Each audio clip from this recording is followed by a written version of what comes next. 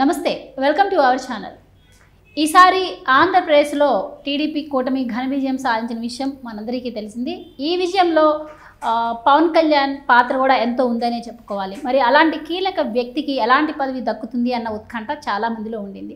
అయితే మరి ఈరోజు శాఖల గురించి ఏ పదవి ఎవరికి వరిస్తుంది అన్న దాని గురించి కూడా మరి కూటమిలో చర్చ జరుగుతున్నట్టు వార్తలు వస్తున్నాయి. ఈ వార్తల్లో భాగంగానే మరి పవన్ కళ్యాణ్కు డిప్యూటీ సీఎం పదవి ఇవ్వబోతున్నారు అని రూమర్స్ అయితే బయటకు వచ్చాయి. మరి గతంలో వైసీపీ హయాంలో ఆయన 5గురికి డిప్యూటీ సీఎం పదవి ఇచ్చిన విషయం మనందరికీ తెలిసిందే. మరి ఈసారి పవన్ కళ్యాణ్కి ఒక్కరికే మరి సీఎం తర్వాత సీఎం అంతటి హోదా ఆయనకు ఉండాలి అనుకున్న నేపథ్యంలోనే ఆయనకు ఒక్కడికే డిప్యూటీ సీఎం పదవి దక్కబోతుంది అని చెప్పి వార్తల చక్కెరలో కొడుతున్న పరిస్థితి. మరి దీని గురించి మరిన్ని వివరాలు తెలుసుకునే ప్రయత్నం చేద్దాం. మనతో ఉన్నారు senior political journalist doctor Durga Vadlamani గారు. నమస్కారం. నమస్తే. సో మేడం, గత వారం నుంచి చర్చ అయితే బాగా నడుస్తుంది. మరి లోకేష్ గారికి ఎలాంటి పదవి ఉంటుంది, పవన్ కళ్యాణ్ గారికి ఎలాంటి పదవి ఉంటుంది, అసలు జనసేనకి ఎన్ని సీట్లు వస్తాయి, ఎన్ని మంత్రి పదవులు వస్తాయి, ఇలా అని చెప్పి వార్తలు అయితే రోజు హల్చల్ చేస్తున్నాయి. మరి ఈరోజు అయితే పవన్ కళ్యాణ్ గారికి డిప్యూటీ సీఎం పదవి ఇవ్వబోతున్నారు అని అంటున్నారు. సో ఏం చెప్తారు మీరు? ఇప్పుడు అసలు ముందు ప్రస్థానం చూసుకుంటే పవన్ కళ్యాణ్ గారిది ఒక దశాబ్ద కాలంలో ఆయన ఏం సాధించారు, ఒక రాజకీయ నాయకుడిగా.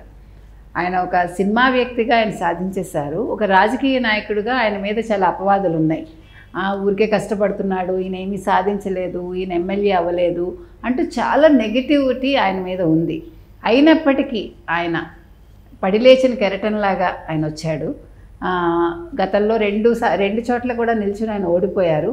అయినప్పటికీ ఆయన వెనుతిరగక కష్టపడి లేదు నేను ప్రూవ్ చేసుకుంటాను అనుకుని, ముఖ్యంగా మనకు తెలుసు 14లో కలిసి ఉండడం వల్ల తెలుగుదేశం గెలిచింది, 19లో వీడు విడిపోవడం వల్ల ఓడిపోయారు.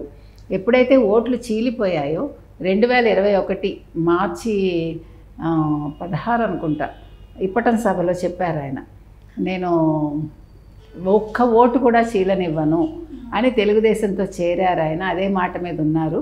తర్వాత బీజేపీ కూడా చేరడం, ముగ్గురు కలిసికట్టుగా పనిచేసి రాష్ట్రంలో కూటమిని నెగ్గించుకున్నారు, విజయదుందుకు మోగించారు. కాబట్టి ఇందులో ప్రజల పార్టీ ఎక్కువ ఉంది. అంటే ప్రజలు ఎంతగా కావాలనుకున్నారో అదేవిధంగా పవన్ కళ్యాణ్ కూడా తను వెన్నంటే ఉండి చంద్రబాబు గారికి ఆయన కూడా చాలా కష్టపడ్డారు.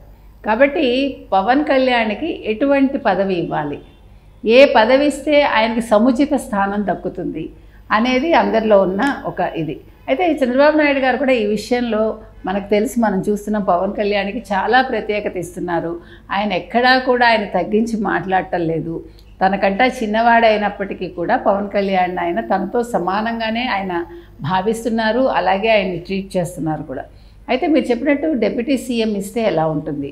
డిప్యూటీ సీఎం ఇస్తే బాగుంటుందండి. అంటే ఇక్కడ ఇంకొక విషయం ఏంటంటే, మనం చూసుకుంటే 2014లో కోనేరు రంగారావు గారికి ఇచ్చారు, కేఈ కృష్ణమూర్తికి ఇచ్చారు. వాళ్ళకి పెద్ద ఇదేమి గుర్తింపు అయితే రాలేదు. అంటే గుర్తింపు ఒక పదవికి ఎప్పుడు వస్తుందంటే మనం చేసే పనుల వల్ల వస్తుంది. ఒకటి వ్యక్తి వల్ల రావాలి, రెండు చేసే చేతల వల్ల రావాలి.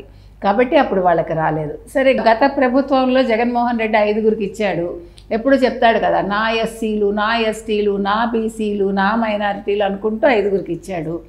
అక్కడ దౌర్భాగ్యం ఏంటంటే వాళ్ళకి అసలు వాళ్ళు ఉప ముఖ్యమంత్రులుగా ఉండి పని చేయలేదు, అసలు వాళ్ళ శాఖలేంటో వాళ్ళకి తెలియని ఒక స్థితిలో వాళ్ళు 5 ఏళ్ళు గడిపేశారు. అసలు ఎవరు కూడా పని చేయలేదు, నియోజకవర్గ అభివృద్ధి జరగలేదు, ఒక్క శాఖలో కూడా వాళ్ళ ముద్ర లేదు. ఓన్లీ ఏం ముద్ర ఉందంటే జగన్మోహన్ రెడ్డి ఫోటో అనే ముద్ర మాత్రం మిగిలింది మొత్తం అన్ని శాఖల్లోనూ అన్ని విషయాల్లోనూ. కాకపోతే అభివృద్ధి లేదు, సంక్షేమం లేదు. ఓన్లీ అంటే సంక్షేమం అంటే ప్రజలకు ఇచ్చిన ఒక సంక్షేమ పథకాలు తప్ప ఇంకా మరే రకంగానూ కూడా ప్రజలకు ఒక ఉపాధి లేకుండా చాలా వెలువెల్లాడారు. అన్ని రకాలుగా కూడా అటు అవినీతి, ఇటు అక్రమాలు, అటు అన్యాయాలు, వీటన్నింటికీ ప్రజలు గురయ్యారు.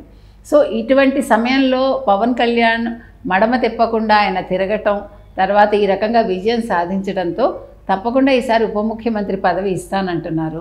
అయితే ఉప ముఖ్యమంత్రి పదవికి ఆయన నిజంగానే వన్నె తెస్తారు. ఉప ముఖ్యమంత్రే కాకుండా యాక్చువల్గా ఆయనకి ఇష్టమైన శాఖ వ్యవసాయం అండి. ఆయన వ్యవసాయ రంగాన్ని మీద చాలా మక్కువ చూపిస్తారు. కాబట్టి అది కూడా ఇస్తే బాగానే ఉంటుంది. కానీ అంటే 25 మందికే ఇవ్వాలి కాబట్టి మంత్రి పదవులు రాజ్యాంగబద్ధంగా చూసుకుంటే 25 మందికి మంత్రి పదవులు ఇవ్వాలి. ఇప్పుడు 3 పార్టీలు కాబట్టి 6 స్థానాలు వాళ్ళకి ఇచ్చేస్తే ఇంక 19 తెలుగుదేశానికి మిగులుతాయి.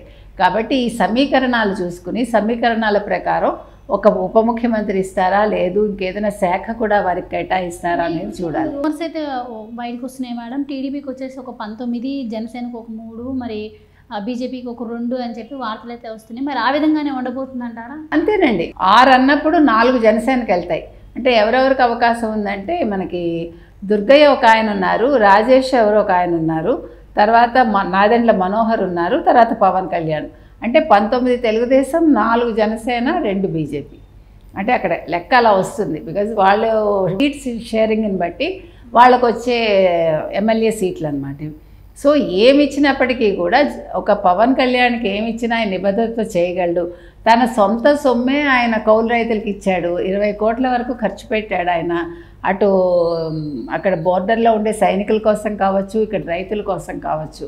కాబట్టి ఆ వ్యవసాయ రంగం ఇచ్చినా కూడా ఆయన చక్కటి సాయం చేస్తాడు ఆయన వాళ్ళకు కూడా. ఎందుకంటే అసలు ఎన్నో రకాలు ఉంటాయి కదండి, పంటలు ఏ విధంగా ఏవి వెయ్యాలి, అసలు ఆహారం మనం ఎలా ఉత్పత్తి చేసుకోవాలంటే ఎక్కువగా తర్వాత వచ్చే చీడపీడలు, తర్వాత ఖరీఫ్లు, రబీలు, ఈ టైంలో వచ్చే ఇదులు, ఎటువంటి పంటలు వేయాలి, వీటన్నింటి మీద కూడా ఆయన ఒక అవగాహనతో పనిచేసే అవకాశం ఉంది. కాబట్టి పవన్ కళ్యాణ్కి పదవే వన్నె తెస్తుందండి. ఆయన వన్నె తీసుకొస్తాడు, పదవి కూడా ఆయనకి వన్నె తీసుకొచ్చే అవకాశం అయితే. Right madam, thank you.